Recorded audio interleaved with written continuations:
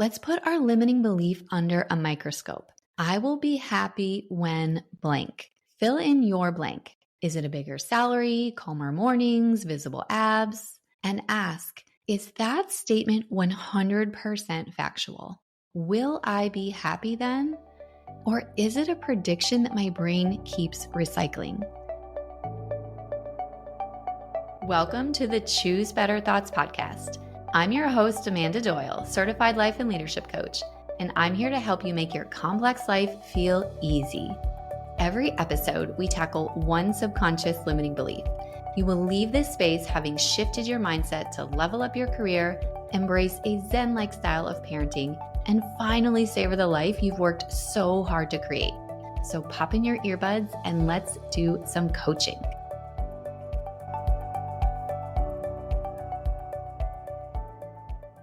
Picture this. I'm standing in my gorgeous kitchen, coffee brewing, laptop open for quick client check-ins. The kids are dressed, fed, teeth brushed, and coloring. Everything looks pretty ideal. Yet underneath it all, my brain pipes up. Once you launch your app, once Sawyer stops staging nightly potty protests, once you get to the gym regularly, then you can exhale. That low volume narrative, I'll be happy when, is exactly what we're unpacking today. Over the next few minutes, we'll explore why high achievers sometimes never feel like they can reach the finish line, how urgency sneaks in and steals the joy of what's already working, and where the sane middle ground lives between complacency and relentless striving. I'll share how I have slipped into this gratitude on paper, scarcity and practice spiral, and the mindset pivot that is bringing the pressure down without dimming my ambition and my passion for growth. We'll talk about life's unavoidable 50-50 emotional mix and why rooting yourself in present sufficiency fuels steadier growth than this white knuckle chasing ever will. By the end, you'll know how to want from a genuine place of desire instead of lack. You'll focus on one or two goals that truly matter and wake up tomorrow already breathing easier. No perfect potty routine or app launch required. So if you're ready to dial down the urgency and step into quieter confidence with me, let's get started. Think for a moment about the thing you're fixated on right now. Maybe it's a bigger title at work, a calmer bedtime routine, or a number you want to see on the scale. Now ask yourself, when that finally happens, what will I get to think about myself? Will it be, I'm secure, I'm a present mom, I'm worthy? The thought you imagine is the real prize, not the circumstance itself. Right now, I am catching my own brain red-handed in the I will be happy when loop. On paper, my life checks every single box. I run a thriving coaching practice. I live in a dream house that I literally pinned on a vision board. And I have a husband and two hilarious girls who keep my life delightfully chaotic. Even my clothes fit the way they used to before babies. Yet my inner soundtrack whispers a totally different story. It sounds like, sure, business is good, but there's so much you want to do yet. Yes, your partner has stepped up in ways you thought impossible, but we still have so much to work through. The girls are happy, but Sawyer's potty drama is still a daily cliffhanger. Your weight feels natural, but your push-up game has tanked. Every celebration comes with this backhanded but, and I realized I'd been calling it gratitude while bringing on lack. This realization has revealed another sneaky pattern, urgency. The moment my brain points out a gap, it wants to fix everything right now. That rush is over-attachment dressed up as ambition. It fuels decision paralysis, which makes every single win feel too small and keeps my perfectionist shame bubbling just under the surface. Luckily, I am not afraid of this kind of spotlight on my brain, and I've got the tools to work through it that have worked for me many times before. So I'm choosing a new approach, wanting from sufficiency instead of scarcity. First, I'm naming the deeper thought hiding behind each goal. Why do I really want to launch my app? Because then I'm telling myself I get to believe that my work is truly accessible and impactful, and then I get to feel successful. Why do I really want Sawyer to conquer the potty? So that I can feel like a competent, patient mom and finally feel peaceful. Why do I really want to regain my push-up strength? It's so that I would then get to believe my body is powerful and resilient, and I get to feel worthy. With the real desires on the table, impact, competence, strength, I ask, could even a slice of those beliefs be true today? For example, I am now asking myself, how is it true that I'm already making coaching tools that have helped me so much accessible and impactful? How am I already successful? How is it already true that I'm a competent, patient mom? How am I already at peace? How is it already true that my body is powerful and resilient? How am I already worthy in this particular body? If you ask your brain a good question, you will get a good answer. I'm inviting you to run the same mini experiment this week. Jot down one area you're genuinely grateful for, then notice the first but that sneaks in. First, swap the but for an and. For example, I'm proud of my career, and I'm excited to develop the next idea. When urgency spikes, place a hand on your heart, literally. Take 3 slow breaths and ask how it's already true, in whatever small way, that you are doing the thing you want to do, being the person you want to be, and can feel how you want to feel right now without changing a thing. But here's the thing about the human brain. You can tick every goal on that vision board, and your brain will still deliver a mixed playlist that includes about half uplifting bops, half moody ballads. One of my mentors, Brooke Castillo, calls it the 50-50 rule. No matter how glossy life gets, roughly half of your emotional landscape will feel uncomfortable. And this is totally normal. Promotion day, pride, and anxiety. Perfect vacation, awe and wonder, but also the inevitable, are the kids fighting again moments. Your brain and its negativity bias comes with you wherever you go, regardless of how many circumstances you change to your liking in pursuit of happiness and fulfillment. You might as well get to work on your brain.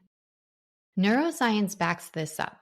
Thanks to hedonic adaptation, the dopamine spike from a win quickly settles back to baseline. The limbic system then scans for the next potential threat. If we expect unbroken happiness, normal dips feel like glitches instead of data. The goal isn't to delete the tough half. It's to recognize it as the price of having a full, vibrant human experience.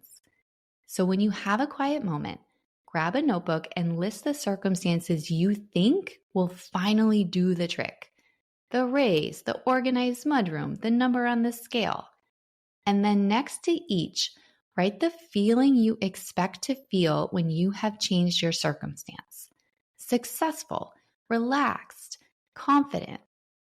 Then once you can see the feelings you want, which are always the end goal, ask yourself, what would I be thinking about myself in that circumstance that creates the feeling that I'm craving?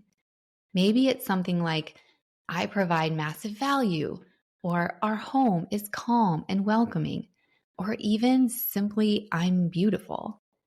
Those thoughts, not the paycheck, the bins, or how your pants fit, generate the emotion you want. Our thoughts create our feelings, not our circumstances. Now imagine slipping into those beliefs today. the way that you would break in new running shoes before race day. Let the thoughts hum in the background while you work or fold laundry. Notice how even a 10% boost in that desired feeling changes the way you tackle tasks, maintain your household, or speak to yourself when you're looking in the mirror. You're providing to your nervous system that safety and satisfaction can exist before the milestones. You and your brain are the magic, not the situations you're in.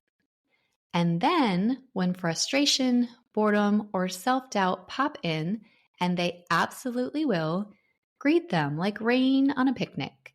Mildly inconvenient, but not personal. A predictable bummer that you know how to deal with. A quick check-in and this reframe helps.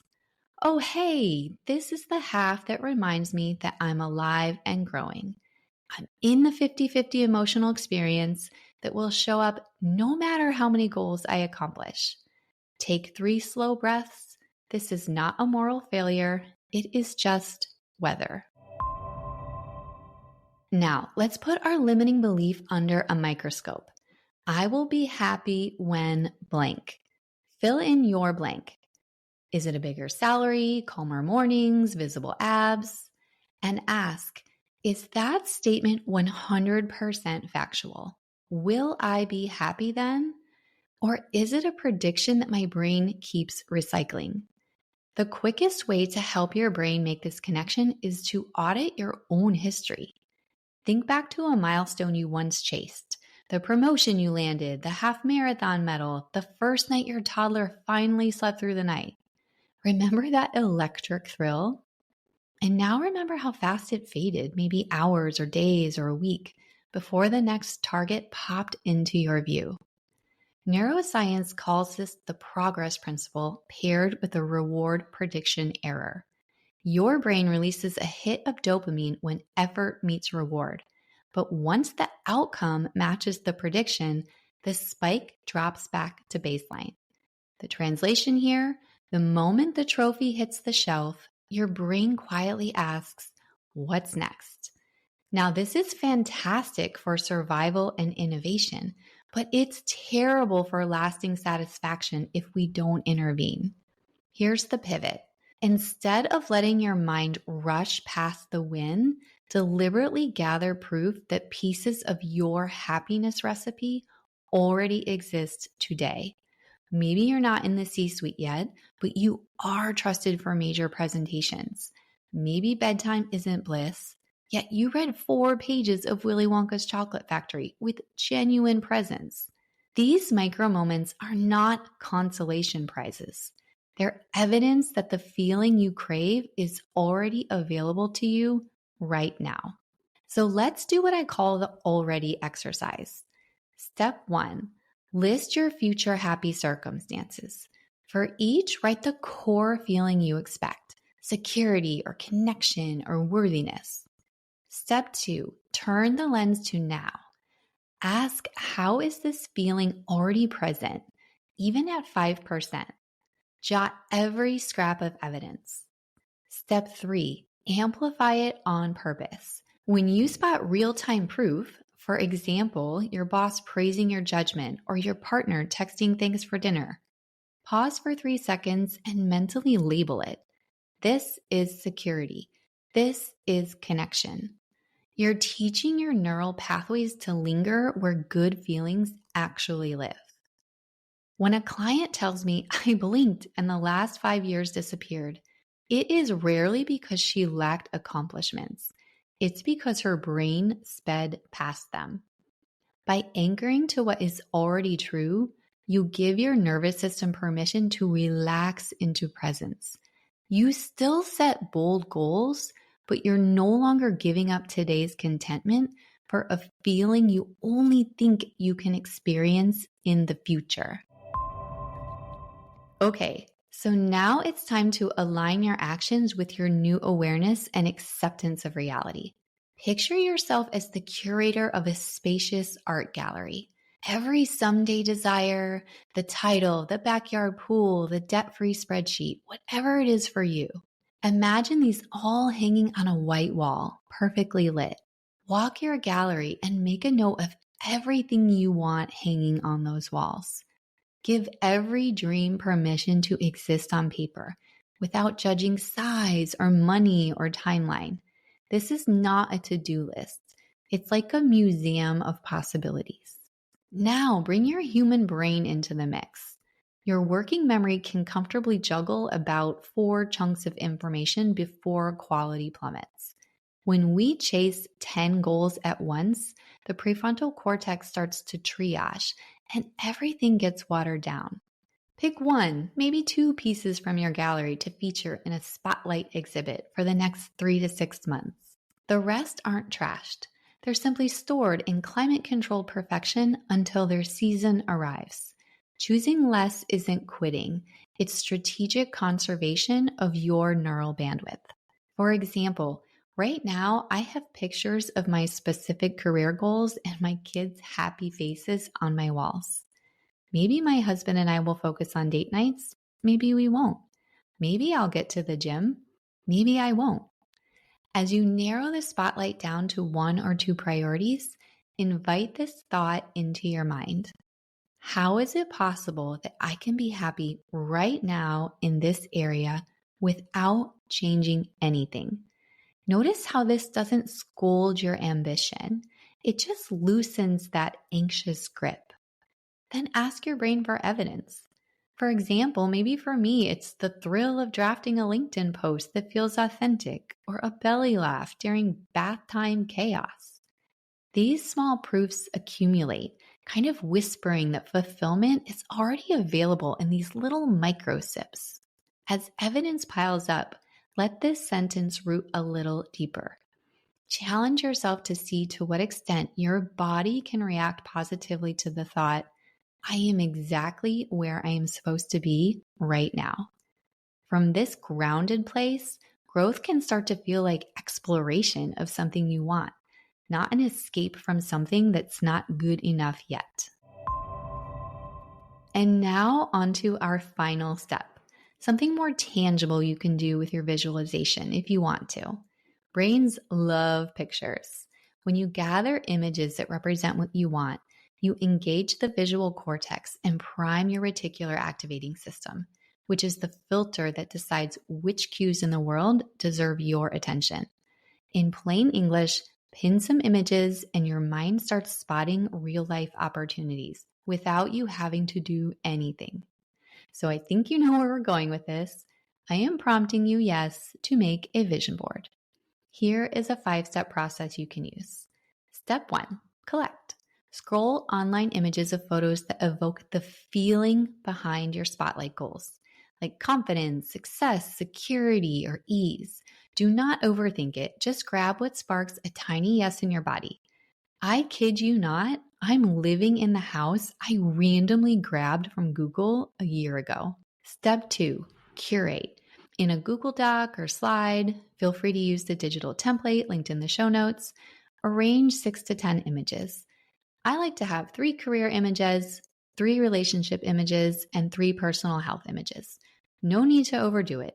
White space is your friend because it tells your brain there's room for more good things. Step 3, caption. For each image, type one already sentence. Maybe it's, I'm a calm, strategic leader, or our home is a sanctuary. We're working at the mindset level, so make those beliefs clear to your brain. Step 4, place. Hang the board where you'll see it daily, inside a closet door, by your desk, or set it as your laptop wallpaper. Repetition is just free neural training. Step 5, pause. Each morning, spend 30 seconds scanning the board. Let your body register the feelings, confidence, connection, freedom, before you open your email. This micro ritual cues dopamine and steadies your nervous system for the whole day. You start from a place of worthiness instead of trying to prove yourself all day. If you really want to take this training to heart, look at your board and circle the 1 or 2 images that light you up right now. Those become your 90-day projects. Everything else stays on the board, planted seeds that your subconscious can work on in the background. If this process resonates and you want deeper guidance, the downloadable vision board template is waiting in the show notes. Inside my Choose Better Thoughts coaching program, we turn those images into customized action steps and accountability that sticks. Your future is already peeking through the collage. All you have to do is keep looking long enough for your brain to catch up. And I am cheering for you. Thanks so much for listening to this episode of the Choose Better Thoughts podcast. If you found these ideas helpful, please like, subscribe, and share it with a friend who is also craving more confidence, connection, and calm.